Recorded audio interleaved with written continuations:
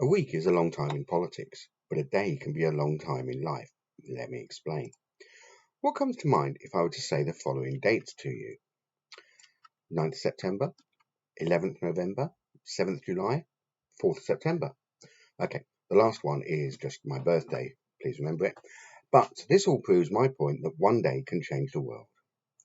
And this thought is the main premise of Joel Harwood's play Wolves Are Coming For You, which has just opened at the Jack Studio Theatre in Brockley.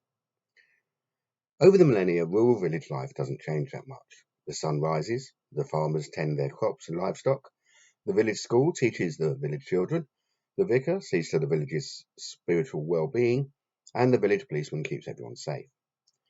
But in reality, the village, in the heart of the countryside, is simply an oasis of calm civilization, surrounded by a world of wildness that is always watching and waiting to reclaim the village for itself. On this one day, as village life moves in its well-ordered and predictable way, someone sees a wolf in the distance, and suddenly the comfortable, predictable life of the villagers is put in grave peril. How will they respond to this threat to their very existence? Now, I'm going to be honest. My first thought on leaving the theatre after Wolves Are Coming For You was to wonder what exactly I'd seen. Joel Harwood, in my mind, has not written the easiest play to fully comprehend. For a start, there's a strange mixture of writing styles. In parts, it feels very simple, sort of Jackanory meets Play School, as the actors introduce characters and tell the audience what is happening. Then after the introduction, the first act consists of interlocking scenes between pairs of characters appearing in two consecutive scenes, with the daughter from the first scene appearing in the last. All well and good so far, and I settled down to the second act ready for more of the same. But the writing style changed again, and moved back to the narration and more conventional scenes which followed linear rather than character systems. Horwood has populated the village with a group of people who would not seem out of place in Ambridge: vicar, teacher, angst-driven child, brooding traveller, position-obsessed village snob, etc. But they're all played by two actors, and we're going to come to them in a moment. The problem is that not a lot seems to happen. I had the same sort of reaction as Waiting for Godot feel by the end. It's sort of, is it me? Have I missed something profound? Or did very little actually happen? Despite the excellent acting, I just didn't feel any real sense of suspense about the elusive wolves. And there also seemed to be some gaps in logic that came out to me. For example, the phone in the village hall is cut off, so the policeman can't call for help, all well and good. But the hall is next door to the pub, which probably had a working phone. And speaking of phones, this seems to be the only place in the UK where not a single one of the mobile phone providers was able to provide even a single bar's worth of a signal.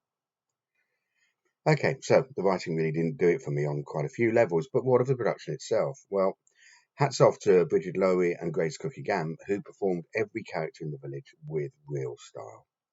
Whether a late 70s woman with what looked like early dementia, a Texan line dancer with a really, really funny accent, or the vicar and his teacher wife and their rather stale relationship, Lowery and Cookie-Gamm gave them life and a specific place in the village hierarchy.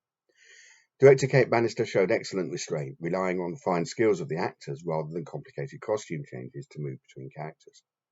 Carl Swinsworth's deceptively simple sets uses video projection and gentle changes of level, which, along with Philip Matuszyk's, and apologies if I said that wrong, sound design and Robbie Butler's lighting, provide the various areas of the village and its surroundings to great effect, giving Bannister and her actors plenty of room in which to operate the village. Overall, then, I'm in a bit of a quandary about Wolves Are Coming For You. Whilst the production itself was very good and reached a high standard we have come to expect from the Jack's in-house team, there was something about the story that just didn't gel for me. Everywhere I've looked, they say the same thing about the play. Set over one extraordinary day in an ordinary village, Wolves Are Coming For You explores just how much wild they're comfortable with. A celebration of storytelling and community, end quote. And I can understand part of that, but I still find myself worried that I've stupidly missed something, and that's not how I want to feel when leaving a show. I gave Wolves Are Coming For You 3 stars on London Theatre One. Hope you like this video, and if you'd like to see more, please feel free to share and subscribe, or like and subscribe. It's up to you.